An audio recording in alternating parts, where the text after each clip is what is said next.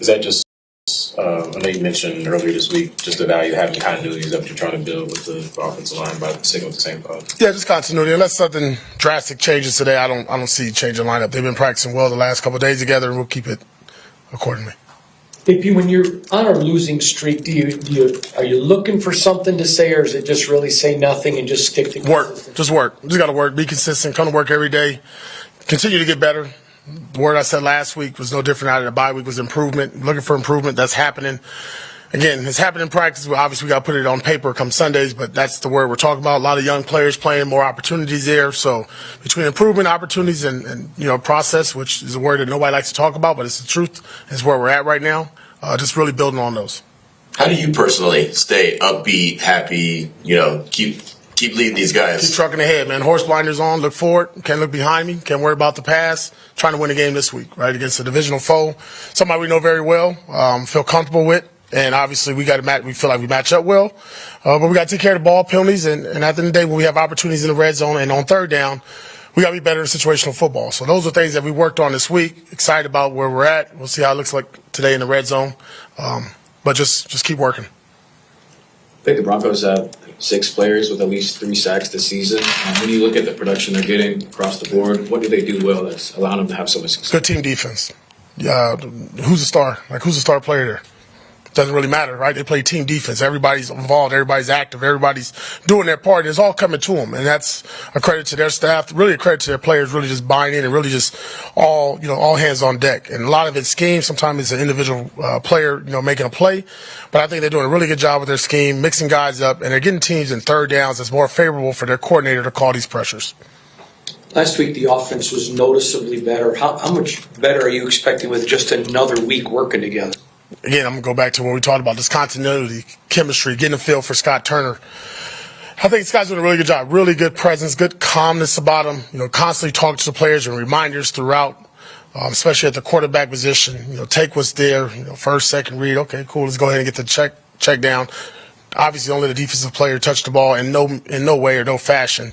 But just consistency. And I think with having the same 5 O-linemen again for the first time in a long time, having those guys there, the quarterbacks were pretty healthy on the offensive side of the ball, obviously outside of running backs. Feel good with what we're doing operationally and what the plan is for Denver. Antonio, last year this defense finished on a strong note. Gave up the 9th fewest points in the league. It hasn't turned out that way this year. Do you have any explanation for that? And how much is the offensive struggles, especially the turnovers? I think you guys given up 19 touchdowns off of those turnovers. How much of that contributed to that? Yeah, well, that same defense is not here. Players, injuries, that first and foremost is called a spade. That's the truth. The other part is, the opportunities for takeaways and turnovers. We've had those, right? There's been some balls that's bounced and tipped, and we're that close. And that's been our season so far. We've been that close. And I think it's just constantly just reminding some of these younger players that stepping into these roles. I mean, we talk about O-line play. Let's talk about a linebacker. There's been multiple guys playing next to Robert Spillane, right? Getting that comfortable. This week, multiple DBs now playing in the backfield. So chemistry, continuity, getting everybody up to the same page. And again, just what do we do well, right? Is it zone? Is it man? Is it pressure? And a lot of that does change with the personnel. So, I think each and every week is very fluid. It's evolving each and every week, each and every day, to be honest, the way the season's gone. But, is it disappointing? Yeah, I would say so, because everybody expected what we saw at the end of the season. But 51's not out there, 94's not out there, 1's not out there, 0's not out there. There's a lot of guys, 39's not out there. You're missing pieces. And no excuse, but if you want to ask me direct, that's part of the problem. The offense, too, the struggles offensively, because I think you guys are, in the fourth quarter, giving up the most points in the fourth quarter, but probably some not wilting, but you're bending a little bit come that fourth quarter. And so how much of the offensive struggles kind of contribute to team struggles? I'm not going to put on offense. It's team struggles, to be honest, because last week the offense was moving the ball. They did a good job, and we needed some stops in the third quarter and the fourth quarter defensively, and we didn't do it. Right? It was the one game where we could say, man, offense gave us a chance to be competitive in that game throughout. So really, it's the team overall.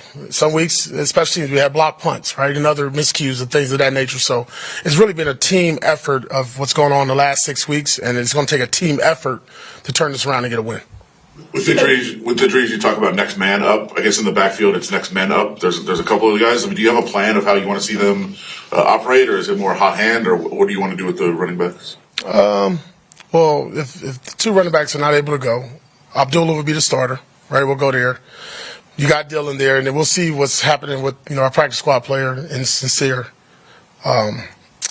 What will be the plan? The plan is to see who's productive and try to run plays that work for them. Those are three different backs that have not started this year for us, but played.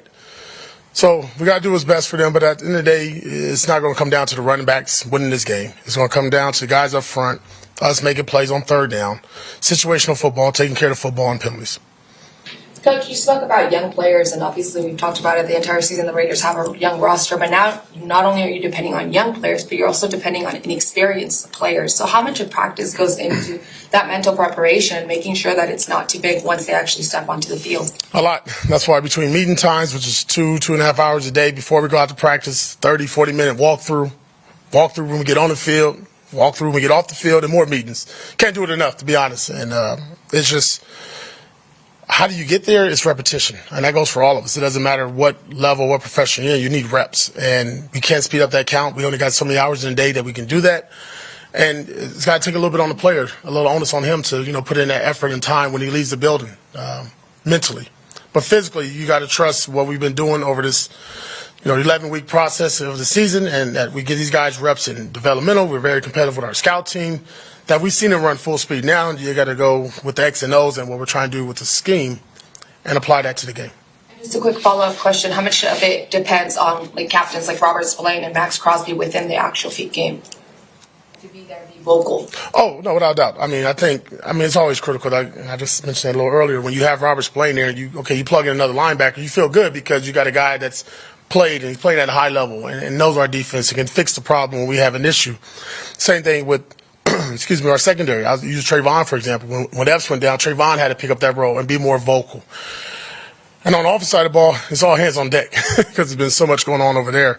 But I think we do have a good core group of guys that have played at a high level, who are professionals, that understand what we're trying to do, understand the culture that we're building, and what we want to do from a scheme and schematic standpoint, that when we got a younger guy in there, they only could do so much. And again, I'm going to go to that player. Whoever that ex-player is, he has to be ready and prepared to be a pro and come ready to do his job.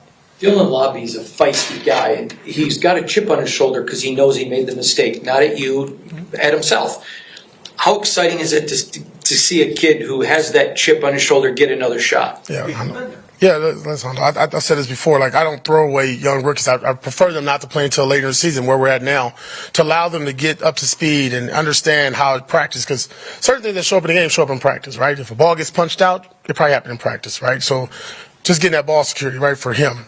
But the one thing you don't want to do with a young player is beat him up mentally. Because once you lose him, how do you get him back? It takes a whole offseason to do that. So we have not done that with Dylan. Dylan has had his head up.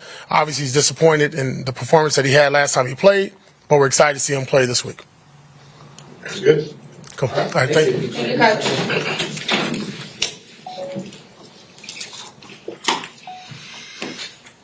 Coach.